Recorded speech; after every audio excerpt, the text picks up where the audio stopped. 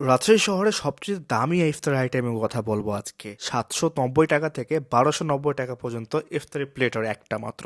জি হ্যাঁ, আমি কথা বলছি গ্র্যান্ড রিভাইভের কথা, যেখানে কিনা আপনারা অনেক ভালো ভালো কিছু আইটেম পেয়ে যাবেন এবং ভালো দামও আসলে নিবে। আমার গ্র্যান্ড রিভাইভে বেশ কিছু খাওয়ার আইটেম এক্সপিরিয়েন্স করা আছে, তবে ইফতারের আইটেমগুলো এখানে ট্রাই করা হয় নাই। এখানে যে মিষ্টি আইটেমগুলো দেখতেছি, সুইটস আইটেমগুলো বেশ ভালোও লাগছে আমার কাছে।